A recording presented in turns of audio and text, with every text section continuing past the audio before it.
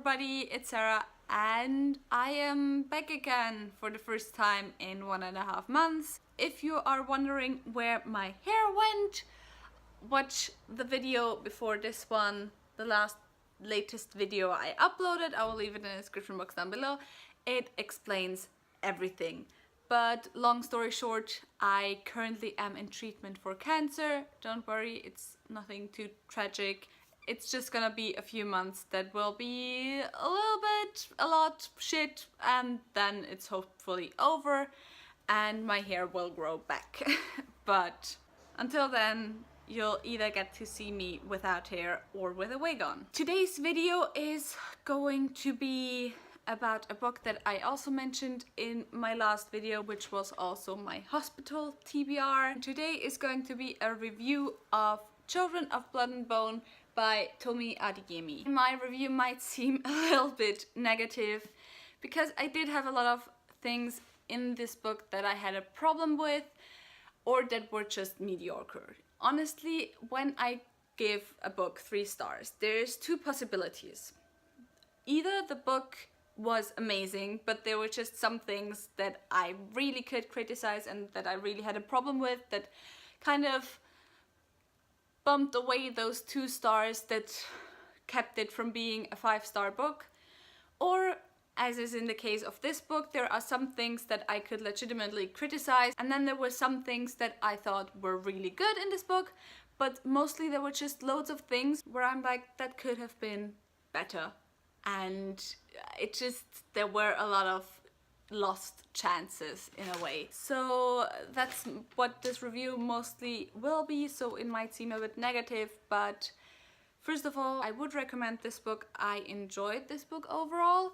I will probably read the next book in the series once it comes out, but this review might not sound the most positive out of all the reviews you can read on this book, which I don't think is a problem because there's an abundance of just typing reviews already out there. First, what is this book about? It's pretty much your usual high fantasy story, young adult high fantasy story.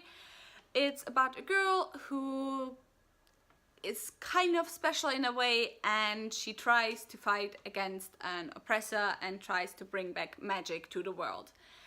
And that's it.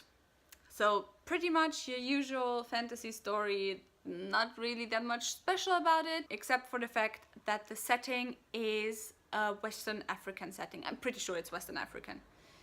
I'm not 100%, but pretty sure it's Western African, but at least something sub-Saharan African setting. So first, for the things that I really enjoyed about this book, I really enjoyed the magic in this book. I thought it's quite interesting that you don't just have your usual elemental powers, but you had some other stuff as well, but I won't give away too much. I enjoyed the magic system personally. I also really enjoyed the 2 main side characters. So Amari, I think her name was, and then Celia's brothers, whose name I forgot. I really enjoyed those 2 characters. Especially Amari had like an amazing character development and also the most realistic character development. Then the thing that I thought was really great in this book were all the minor characters. I just love the minor characters. I would have loved to see more of them and to have them a little bit more fleshed out because I just was that interested in them. Then also the cultural stuff I really loved. I don't know what it was. Maybe it's just me. In my mind, like, medieval Europe, which usually is the setting for high fantasy books, is quite kind of drab. It's all browns and grays and blacks and whites in my mind. And with this, for me, when I think of African clothes, for example, what I know of African clothes, which I admit is heavily influenced by just the one time that I was in Southern Africa, so I can't say if it's the same everywhere in Africa. But even when I look at photography from different places in Africa, when I look at the clothes, at the traditional clothes, a lot of the time it's all very colorful and very bright colors. So whenever I read this book, like in my mind it just was a lot more colorful, a lot brighter, and just I really enjoyed that. but I don't know if anyone else would have the same experience reading this. So then to the stuff that I really didn't like.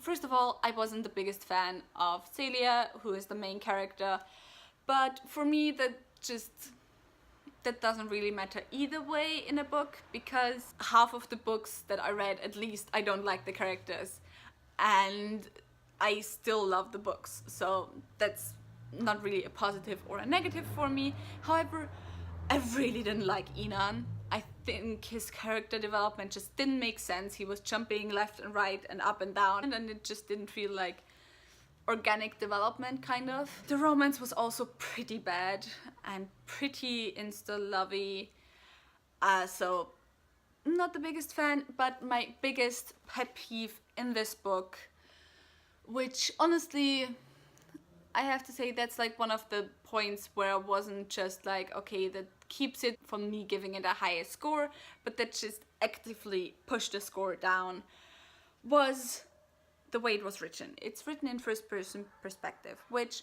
okay, I'm not the biggest fan of first person, but I can deal with it. It's okay, it's fine, whatever. However, it was written from 3 different points of view, 3 times in first person. And I'm pretty sure you can ask a lot of people, but you just don't do that unless you're an amazing A+++ author. Because the likelihood that you will manage to give all those characters such a distinctly different voice and characteristic are just very low.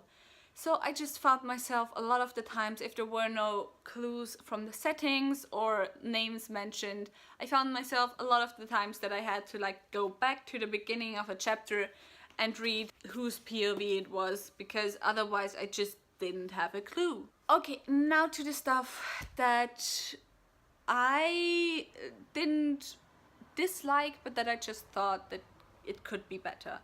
The first thing that I thought could be better was the world building. I'm not specifically talking about the setting. I love the setting, but just the world building kind of left stuff to be desired. I was a bit confused because there's the diviners, which are people who potentially, if there was still magic left, could become magicians or magi.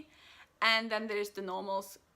I forgot what they're called. And the relationship between those two was kind of unclear, because the diviners are oppressed, but it wasn't really clear if they're just oppressed by the elite and by the high society and the king and everyone, or if they're oppressed by all non-diviners. Because there are a lot of villages that they went through, and like they didn't come across any discrimination except of like official guards from the monarchy. So that was kind of confusing, and would be amazing if that could be cleared up in the next book, because I think it makes a huge difference concerning a lot of the stuff that happens in the book, or that's probably going to happen in the next book, how the diviners will react to some stuff, which I won't say, that would be spoilers. Then I kind of had the feeling that the author wanted to like put a lot of questions in the reader's mind, and also like make them think about racism and oppression in today's world. I just got the feeling that she kind of wanted to ask those questions and show some stuff, but kind of didn't really follow through with a lot of stuff. Like, for example, as I said, this story is about getting magic back. And again, coming back to whether the discrimination is just from a few people, or if it's just generally everyone who didn't have magic who's discriminating against diviners. But there's this one point where the question is asked whether the magic should come back or not. And the question is asked in a way not as I would ask it, because, like, for example, there's this huge question. You have a group of people who potentially could become really, really powerful magicians and who have been oppressed for years. Is it a smart idea? Because chances are that these people are really fucking angry. And what kind of results would that have? That would have been an interesting question to ask. And I didn't get the feeling that the question was really asked, or she kind of tried to ask the question but kind of didn't allow herself to ask the question, because then she would have had to ask the question, should we even give them their powers back if they are going to be really angry and a lot of innocent people could be hurt. And of course, if you're writing from the point of view of the oppressed people, then that's not a question you want to ask, because then you're gonna be labeled as oppressor, kind of. Do you understand what I mean? That was kind of iffy.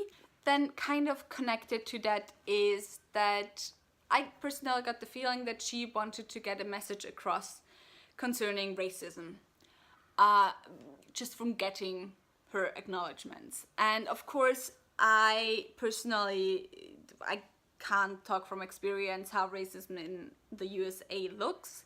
I can only talk how it looks in Austria, which is probably pretty much very different than in America, or again in some countries in Europe even. The thing that I got from the acknowledgements was that she kind of wanted to make a parallel concerning police brutality in the USA as well, which I didn't really get. For me, it just looked like your usual oppression setting as in most fantasy books.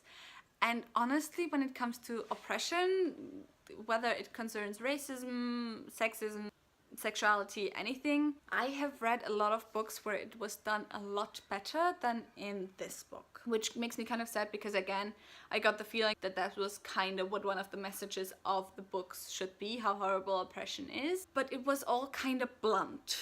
And I get that, especially when it comes to important topics like this, often it is better to be blunt than to be very finessed and to have a lot of finesse when writing. It's just different topics need different writing styles, and sometimes you need to be more blunt, and that's more of a finesse than writing in a really finessed way. However, I just got the feeling that the racism stuff, the oppression stuff, the discrimination stuff in this book was really blunt, just because she couldn't do it any better. Which is not to say that it was bad. Again, it's one of these things where it wasn't exactly bad, but it just could have been better. Again, if this sounds like something you are interested in reading, I really recommend you pick it up, because even though there were a lot of things where I was like, could be better, I really did enjoy reading this book. I read it very quickly, I read it very easily, and it's easy to get into. It's really easy to understand. A lot of high fantasy books are quite difficult to get into. If you're trying to get into fantasy, I think this is a really good gateway book, because it's not really that complex. It's easy to understand, as I said. I will probably pick up the next book once it's published, and we'll see how I enjoy the next book. Maybe a lot of stuff will get better. This is a debut novel after all, so we can't expect it really to be the most amazing thing ever. I hope you enjoyed this review. If you did, please give it a like and maybe consider subscribing. If you have read this book, please leave your thoughts down below. And all the links to my social media are also in the description box down below, so go and check those out. And I hope I'll see you soon. Bye!